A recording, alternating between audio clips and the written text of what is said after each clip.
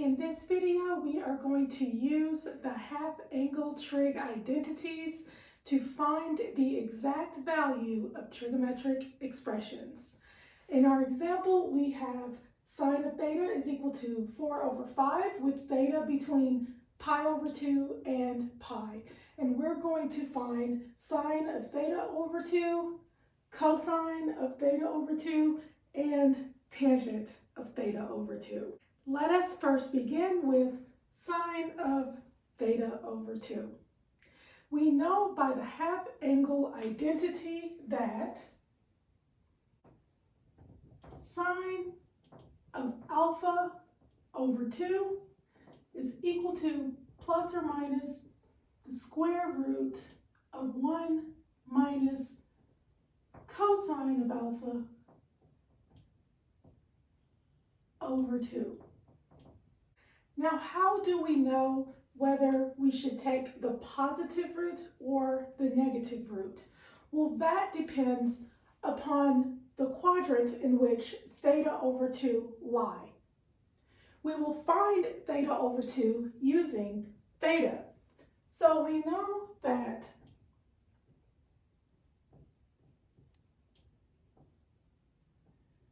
theta is between pi over 2 and pi. So theta over 2 is just simply between pi over 2 and pi over 4. Because if I divide everything through by 2, then we get pi over 4, theta over 2, and pi over 2. So what this tells me is that theta over 2 is in the first quadrant. So we will simply take the positive root because sine of theta over 2 is positive in the first quadrant. So we will say that sine of theta over 2 is equal to the positive root of 1 minus cosine of theta over 2. Now all we need to do is find cosine of theta, and we will do this by drawing a triangle. We know that sine of theta is equal to 4/5. So we know that sine of theta is equal to 4/5. But we also know that sine of theta is equal to my y value over my r value. Now theta is between pi over 2 and pi, so this tells me that I'm going to draw my triangle in the second quadrant. So here is my triangle. Here is pi over 2, and here is pi. So my triangle will go here. Here's theta. And my y value is equal to 4. So y is equal to 4. And my r value is equal to 5. So r is equal to 5. And what we want to find is x. And we will do so using Pythagorean Theorem. So we know that x squared plus y squared is equal to r squared. So x squared plus 4 squared is equal to 5 squared. X squared plus 16 is equal to 25. X squared is equal to 9, which means that x is equal to 3. Now we're in quadrant 2, so really x is equal to -3. So we're going to put x equal -3. So we know that cosine of theta takes on the x value over the r value. So we know that cosine of theta is equal to -3/5. Now all we do is plug cosine of theta into our formula and solve. So sine of theta over 2 is equal to the square root of 1 minus a -3/5 because I'm replacing cosine of theta with negative 3 over 5. So this is equal to negative 3 over 5 here, all over 2. And the rest is just algebra. We are going to simplify. So this is equal to the square root of 5 plus 3 over 5 divided by 2. What I did here, two negatives make a positive, so that's why we have a positive. And we are adding this fraction together, 1 minus a negative 3 over 5, so I needed a common denominator, so we multiply by 5 over 5. So this is equal to 8 over 5 divided by 2, and I'm going to give this to a denominator of 1, so you can see that we're dividing a fraction by a fraction, which means we are multiplying by the reciprocal. So this is equal to the square root of 8 over 5 times 1 over 2, and my 2 will cancel with 8, so this is equal to the square root of 4 over 5,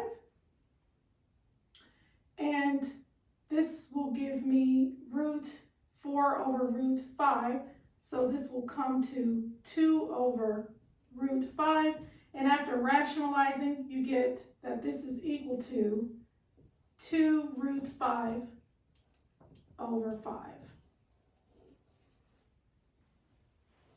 Now let us look at our second example. We have cosine of theta over 2. Now we know that cosine of alpha over 2 is equal to plus or minus the square root of 1 plus cosine of alpha over 2. And we take the positive root because, again, theta over 2 is between pi over 4 and pi over 2. This means that theta over 2 is in quadrant 1. So we are going to use cosine of theta over 2 is equal to the positive root of 1 plus cosine of theta over 2. And we have already solved for cosine of theta, so I'm just going to plug it into the formula.